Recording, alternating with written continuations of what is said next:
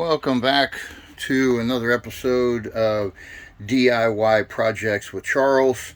Today's project is working on doing some wiring. I'm soldering up a connection here for connecting to a house battery. House battery meaning in an RV type situation. It's an RV battery that I'm connecting to. So what I've got is I've got the wires, these particular wires that are together here.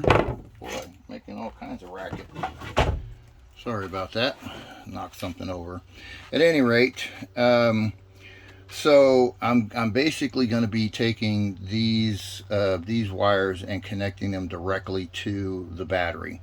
So typically when I'm connecting anything to the battery, it's a fairly heavy gauge wire. This is a 6 gauge wire. Whenever you're soldering, you need to make sure that you're using the same or very close to the same size gauge wires. So I'm just basically going to solder this piece that I already had with the correct terminal head here for the bolt that goes on the battery. So already got that part in place and shrink wrapped. So I also, whenever you're making connections that you need a really good strong connection for, I try to tell people don't use these clamp on butt connectors. Those butt connectors do not make a very good connection. They tend to frequently come loose. They don't connect the wires all the way together. They build up corrosion. They get water in them. There's a whole variety of issues that come from using butt connectors. So if you have a critical wiring situation and anything going to the battery, in my opinion, is a critical wiring situation that you need a really solid, good connection for. You want to make sure you solder it. You solder it, and then you come back and you shrink wrap over the solder to make sure it's watertight, it's airtight. You're not going to get any corrosion, humidity, or anything like that inside this wire that's going to cause problems as long as you shrink wrap it. Now, if you're going to shrink wrap something, the first thing you got to remember is you got to put the shrink wrap on the wire before you do the soldering, because you obviously can't get it on afterwards. So I slid the shrink wrap, one red and one black, already on these wires, so they are prepped and ready to go. The first thing I always do when I'm soldering wires together is you have to pull the strands apart, and you can kind of see there, and instead of it being twisted nice and tight, you want to untwist it. You want these wires loose, and you want to do that on both sides. And the reason for that is because what we're going to do is we're going to join these together. I'm going to shove these together, and I'm going to put all of those strands and basically intertwine them. And once I've got them shoved in there real good and intertwined, then I'm going to twist it real good, and I'm going to get all of those wires nice and tight together. Then I'm going to come back and I'm going to put solder on this joint. I'm going to heat this joint up. I'm going to put wire solder on it, and I'm going to solder it all together, so it really literally is like the same wire. There's no two pieces of wire coming together and you got gaps between them. It literally is twining them all together, locking them all together, and then soldering them all together so that they are like one solid wire. So the other thing about the solder too is that when it gets nice and hot, these wires get hot, it'll draw some of the solder back into the sheathing here, and so you really get a solid connection on both sides of this thing when you do it the right way. So that's kind of the next step. So I've got a little gizmo over here that helps in these situations. This is something that I picked up from Harbor Freight, and basically what you do is you clamp one side of your wire in on this side. you clamp the other one in on the other side. Once you get them all twisted together, and it's ready to be soldered, then you clamp them together, and this is just a holding device, so it makes it easier for you to solder, because the solder, it takes a while. This is the hardest thing about soldering. It takes a while to heat up the wire enough that that the solder will start to melt. Now people get impatient and they do a whole number of things, but the bottom line is you got to heat this thing up long enough. You got to hold the solder on there, the soldering gun, something similar to this. So you hold the soldering gun on the wire long enough that it heats up the wire to the point where it will start to accept the melted solder. So that's the plan. It doesn't have to be a soldering gun. Sometimes you can accomplish the same thing with one of these little mini blow torches, or something similar. You just have to be very careful with those, because sometimes they tend to catch the plastic covering on fire as well. So I mean, it heats up everything. So you don't want this catching fire when you're trying to solder it together. So that's why you got to be careful with the little mini butane torches. But they do the trick. So I'm going to try it first with a regular soldering iron, electric soldering iron.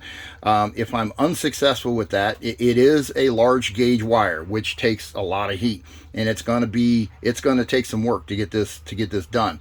And if I can't get it heated up enough with that, then I will bring out something similar to the mini butane torch, and I'll heat it up with that. So stay tuned. I'll show you as we go along how it's coming.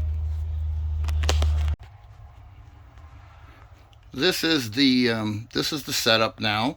So I've got this wire in here, and I'm ready to put the soldering iron on it and start melting the solder into the joint.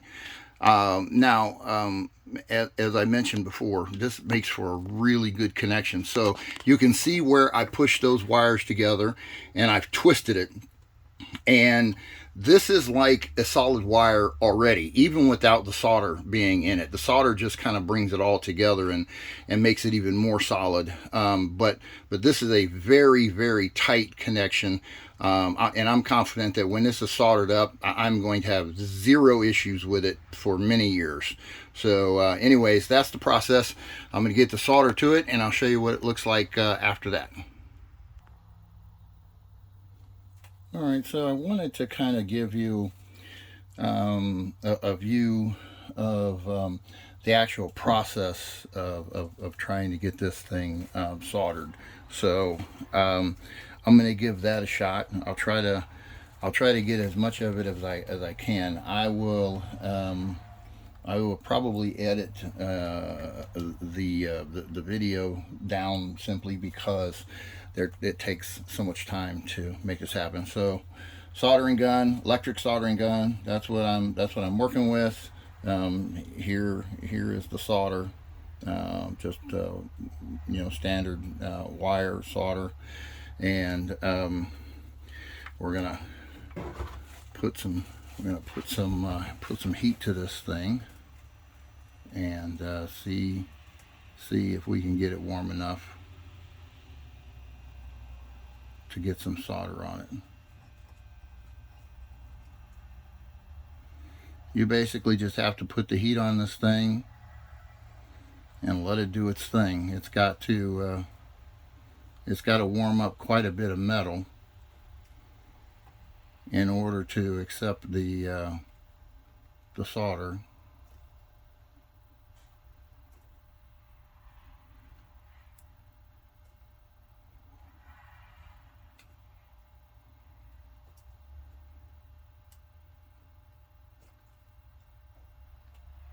I would say under normal circumstances, this probably takes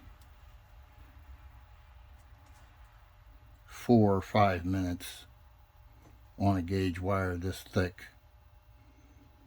That's the part that people struggle with, because they get impatient Now it'll probably,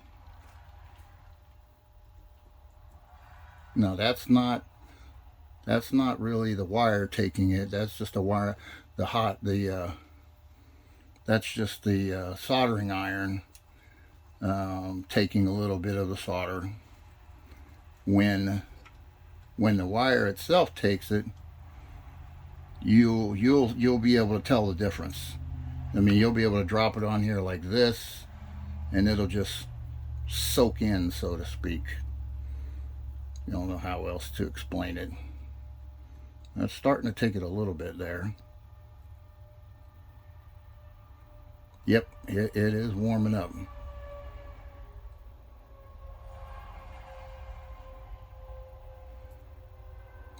Typically when you see it start to smoke like it is, it's got a little smoke on it, that usually means it's getting hot enough.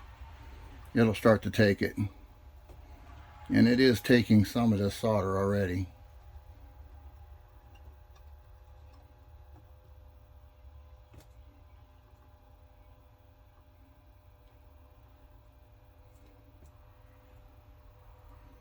Come on.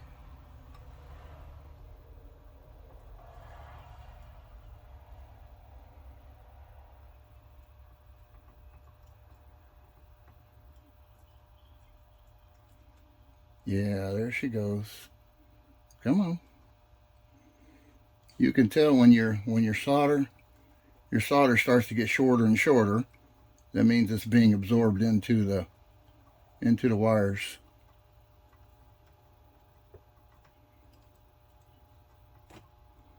And you just have to keep feeding more and more of it in until this whole thing turns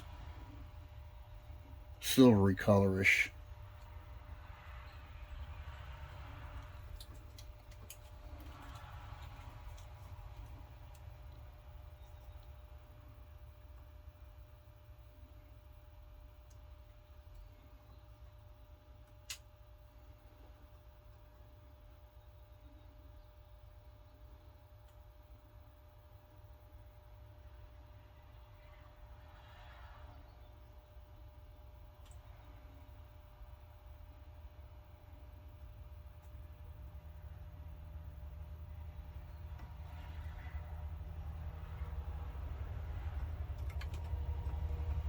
Oh, that's getting better. You can see how it's melting in there. Beautiful. That's exactly what we want.